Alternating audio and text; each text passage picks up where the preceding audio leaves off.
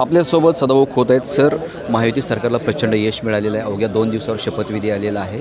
मात्र मुख्यमंत्री पदाचा चेहरा अद्याप डिक्लेअर झालेला नाही.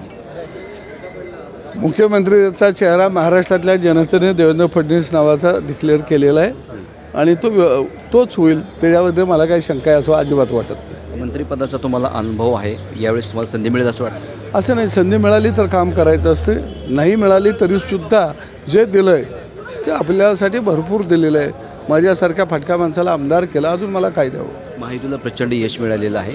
महाविकास आघाडीबरोबरच आता प्रकाश आंबेडकरांनी देखील EVMवरती शंका उपस्थित केलेली आहे. चलती का नाम गाडी आता सध्या EVM चांगलं चालतं आहे आंदोलन करायला, त्याचा चांगल्यापैकी TRP आहे त्याला, म्हणलं सगळं गाडी तिकडं सुटली.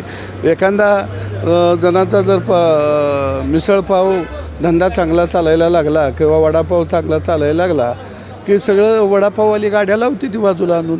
तसं आता सध्या EVM मशीनचा धंदा चांगला चालायला लागला, सगळ्यांच्या गाड्या तिथं लागल्या. त्या राज्याचा मुख्यमंत्री अवघ्या 2 दिवसावर ठरणार आहे. मात्र मराठवाड्यामध्ये काही भागामध्ये सोयाबीनच्या खरेदी केंद्राचे जे सेंटर आहेत त्याची अद्याप सुरुवात झालेली नाही आहे. याकडे कसं बघता? निश्चितपणानं सेंटर देण्याचं काम गतीनं चालू आहे आणि आता सरकार तर परवा बनत आहे आणि त्याला आम्ही गती देऊ आणि जास्तीत जास्त शेतकऱ्याचा शेतमाल खरेदी सरकार करेल आणि करण्याची भूमिका आहे.